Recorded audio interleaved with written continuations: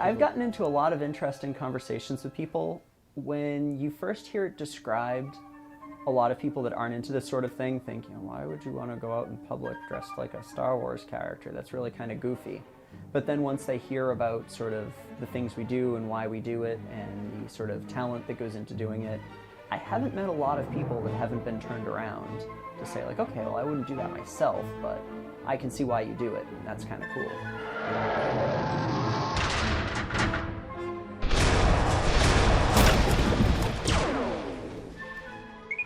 The 501st is an international costuming group of bad guys, basically, the Imperial costumers. I'm Bob Gover, BH 1171, the CEO of the New England Garrison. It's 4,000 members plus worldwide, over 30 countries, I believe, all 50 states. And basically we use our hobby to raise money for charity and get out there and get the good name of Star Wars out there still. My name is Keith O'Regan. I'm the NEG's official Grievous, I guess you could say, although it's not a approvable costume. I'm almost more of a fan of the culture than the actual films themselves. When the new movies came out, a lot of people were like, oh, it's garbage, you know, whatever. I'm like, yeah, it's Star Wars, so I like, you know, even with the cartoons and everything, anything Star Wars, I'm a fan of, you know, the Ewok movies or the cartoons they had in the 80s or whatever. I love those, you know, they're cheesy as all hell, but, you know, it's Star Wars, so I love them. I've never met a Star Wars person from the 501st or the Rebel Legion who doesn't know they're a total dork. I mean, we all know we're goofballs. I'm a grown man with 2 children, 2 minivans, a mortgage, 2 cats, a dog, a yard to mow, you know, a wife who loves Star Wars too, but isn't anywhere near as insane as I am. And I dress up like a freaking Wookiee. I'm Mark Patenis, and I'm a guy who makes silly little props and costumes, stuff like that. In the beginning, the 2 groups would barely even talk. The Rebel Legion was almost like the red-headed stepchild of the 501st, you know, they were, get away from me, kid, you're bothering me. It's so silly, because it's always been this strained relationship, as though, you know, the 2 groups were really like a good and evil group that are, you know, don't like each other. It does parallel in a way at times. My name is Chris, member of the Rebel Legion, Alderaan base in New England, and dress up like Han Solo for fun. I know where it's come from. The 501st has been around longer. The 501st has typically higher standards as a group. Then you get into individuals, you know, so Alderaan base, you know, the local Rebel Legion group is trying really hard to up their own local standards to be just as good as the 501st in what they do. Originally, the 501st and the Rebel Legion really didn't work together on anything ever. They were 2 distinctly separate groups. Occasionally they'd show up in the same place, but they never collaborated on anything. My name is Brian Anderson. I've been with the 501st and the Rebel Legion since 2003. Over the years, everyone's gotten to know each other better, and everyone's sort of gained respect for the skills and the talents that are in the other club. So now, today, we work together more often than not. I'd be a total liar if I didn't say that part of it was like we wanted to see if we could like stick it to the 501st, but more in a, not to show them up, but more of a way to like friendly, like, because that was the whole thing. They were constantly like kind of looking down at their like little brother of the good guys, the guys in the brown bathrobes. I'm like, dude, we're gonna kick your ass. There's no reason why, you know, the stormtroopers can't be friends with the Jedi and help each other out on projects. So it's really great seeing everyone getting along so well and sort of working together so much. We're gonna build land speeder. We were right. And then we were building a land speeder and they wanted to cry.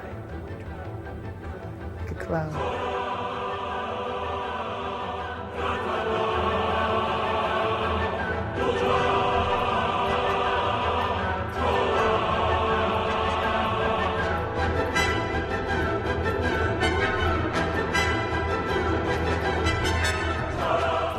Came about because Alderaan's talked about it for a long time, and of course Mark, you know, is kind of the mastermind behind all these crazy things that we're like, oh, we should do this, and he's like, oh, we could do it in, you know, a weekend, you know, we just build it out of pink foam and, you know, blah blah blah, and it'd be easy. Yeah, I mean, this literally with that sander, 2 hours, one dude, 6-pack, this thing will look great. Yeah, I mean, it was a no-brainer to build a land speeder, and I just said, all right, next parade is coming up. The Rebels really got to do a good showing. I have volunteered my house, and I just said, let's just do it.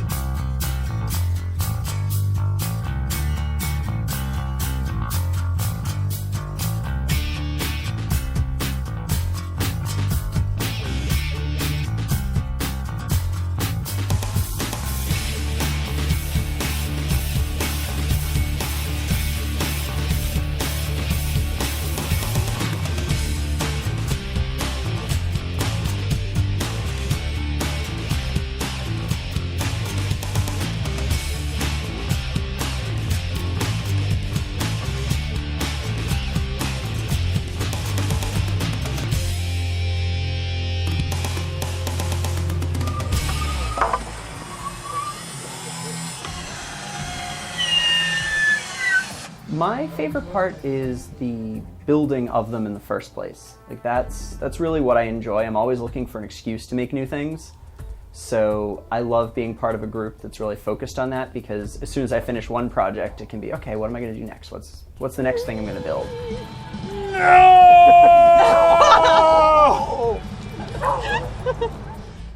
The land speeder was another of our sort of classic, hey, let's do this. Do we have a plan? No. Do we have supplies? No. Do we know where we're going to put it? No. Okay, let's go. So we'd built Jabba last year, and everybody was kind of riding high on the success of having built a 12-foot long slug puppet. Mark and a few of the other guys built a life-size Jabba the Hutt. And we always try to outdo ourselves. What are we going to do next year? What are we going to do? So I half-jokingly said, hey, let's build a dewback. And then I started thinking about it. I said, wow, that'd be really cool. These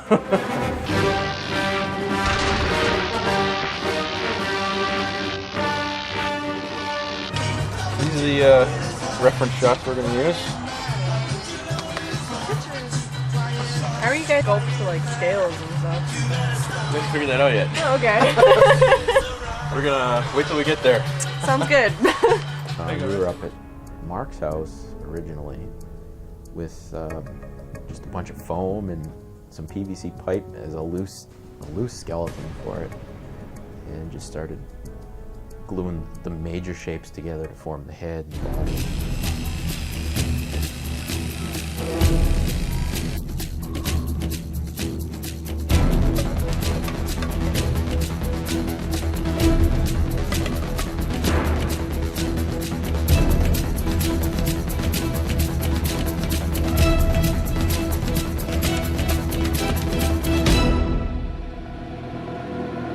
Personally, I don't even like dewbacks.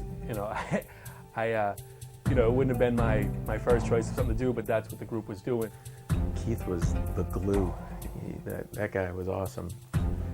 He basically jumped in when full-blown members weren't even jumping in. I mean, Keith isn't even a member of the 501st, and here he was, one of the lead builders of the 501st build.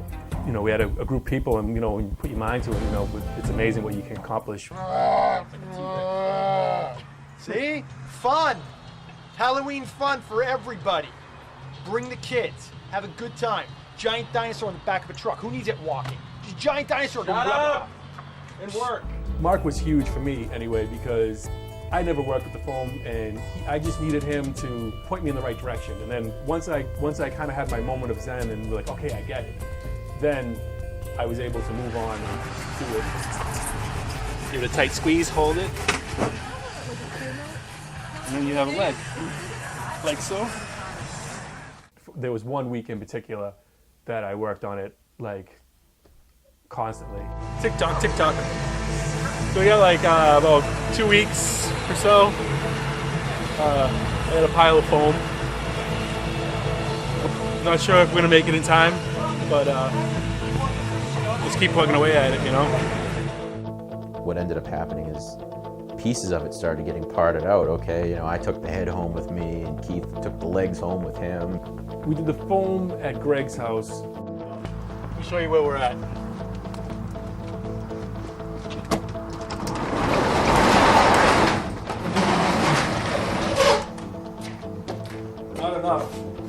the feeling like, you know, people were counting on me and, you know, like I had to get it done. We need to be, with the amount of time we have, we need to be 90% done by today, and we're nowhere close. At first we figured we'd build it to tow in the parade or put on a flatbed or something like that to go in the parade. And a few of the guys started thinking, well, let's make this thing mobilized. You know, we can make it into a self-propelled dewback. I hope to have more luck down south with the machine aspect of it.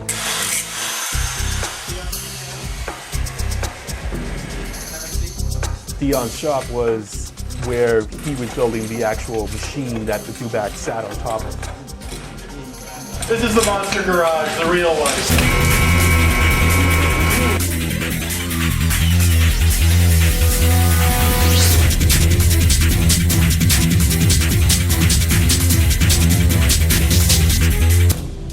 We figured out that Dion had the cart that we could use and the steel, and he started building the undercarriage, the frame. I said, listen, why don't we just put it on a float and, you know, be done with it? But Dion was like, no, we gotta have this thing be self-propelled. You know, we're gonna do Monster Garage, Jesse James style, and it's gonna, you know, it's gonna be great. Don't worry about it. I'm gonna mount this motor, and he basically built this thing from scratch. I mean, he had the motor, but then he, like, you know, welded all this stuff together, and I mean, the end result was just amazing. That's about the idle we're gonna need to run this thing. That's fine. That's not loud at all.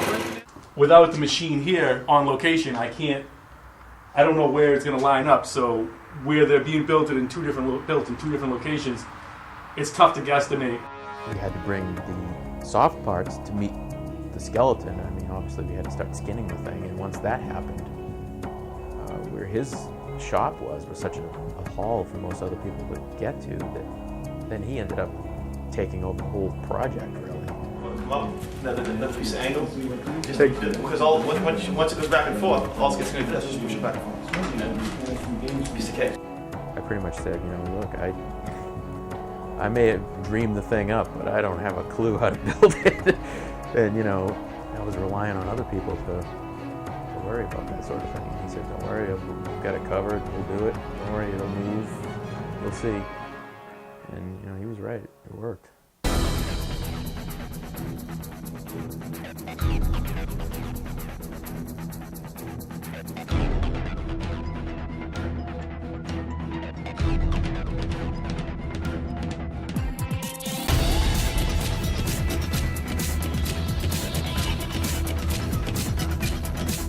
Kept getting more and more ambitious too, you know, like, oh, well, you know, we have a mouth, but then, you know, Dion wanted to make a, you know, skeleton inside the head and have the, hey, well, if we rig this up with a pulley system and have a rope, we can, you know, make the mouth open and close, you know. We had a pretty decent-sized group of people working on it at Dion's place. You know, one person would paint in the head, and the other person gluing toenails on or something in the back end of it. You know, everybody was moving around this whole thing and just working as a team. It was like kind of like a pit crew getting this thing going. It was really cool.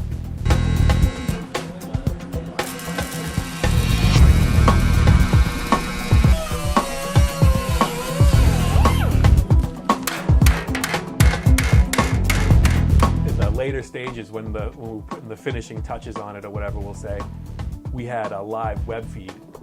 And the whole thing was supposed to be hush-hush, if you will. And, you know, we weren't going to tell anyone about it, and then we were going to unleash it at the Woburn Halloween Parade, you know. And then Bob got so excited about it, he had to leak it onto the Legion forums, which is basically, you know, worldwide, nationwide, whatever. And we're watching it, and we had an audience just watching this thing real time as we're building it in this monster garage. And yeah, it was great to see. You know, it was just another fun thing that we did while we were building it.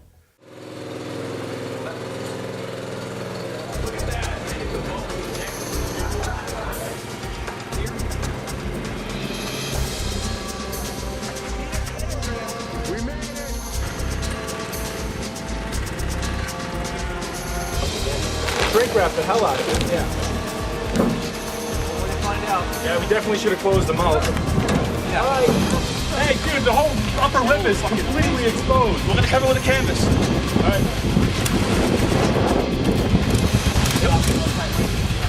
The rain is literally minutes away. This is the funniest part of the whole video. Just walking on the beach.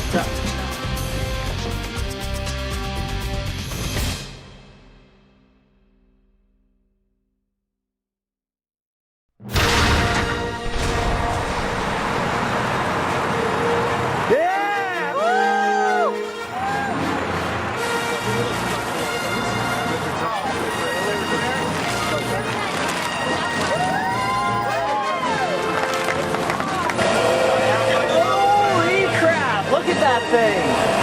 And the land speeder's not bad either. We have to close the window. We're just looking at it going, this doesn't look like the shit that we were carving out of the driveway. It was a labor of love. Labor of hate, maybe? Labor of hate. Yeah, love hate. I like that. I like that.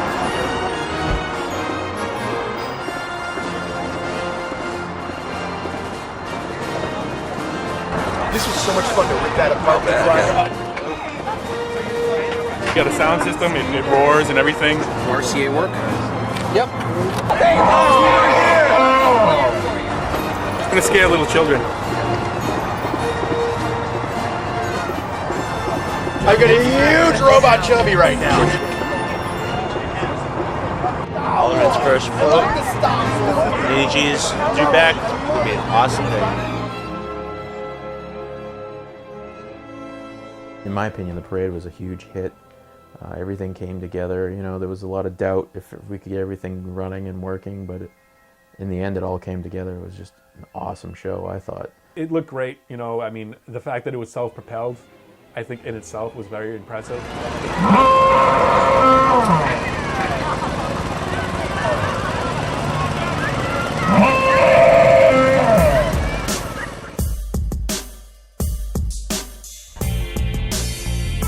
The Woburn Parade went really well. It was nice to see the rebel group kind of come up and do something really cool and do something as a unified group and have a really impressive presence. It was fun. It was very fast, though. It was more like a jog than a parade. But I got my exercise in today. A lot of events have been 501st events that are, you know, we're kind of tag-alongs and random, pieces here or there, but we did a great job on the rebel side of it to add something and bring something big to the table. No matter how cranky or jaded you may be, you can't help but smile when you see this little 3-foot tall person who's dressed in the same costume as you, who looks up at you thinking, you're not a guy in a costume, you actually are Captain Rex, and you're here on planet Earth to be there for a parade for him. And it's like just the greatest day ever. Loved every minute. Let's do it again. Kick-ass time. What are we getting? Testimonials? Success. I fully endorse this parade. I'm getting too old for this, though. Success! Hooray! I want to make a tauntaun. That's my tauntaun. One of these bad guys right here. Oh, good guys, whatever. I'm sure eventually we're going to hit a wall where we don't manage to pull it off, but so far so good. So next year's full-scale Death Star is right on target. So speeder bikes, or a cockpit for the Millennium Falcon, or we talked about that, or the snow speeder is the one last thing I would do, because that you can build 1-to-1, because it's actually a very small ship, so I have designs for that too. So.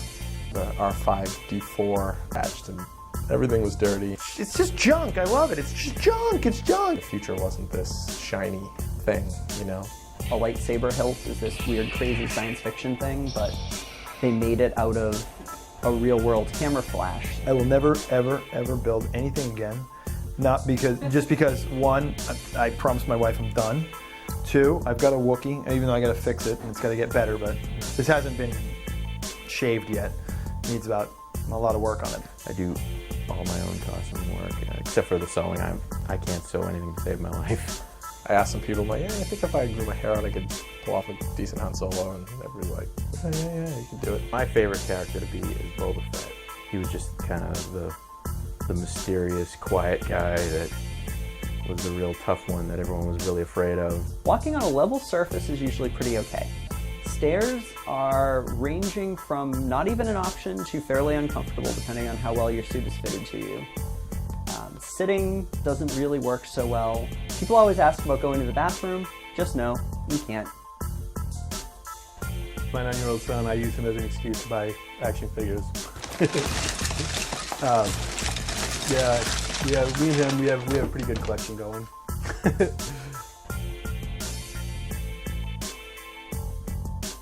It's funny when people are like Trekkies and Star Wars. I'm like, dude, that's like apples and hippopotamuses.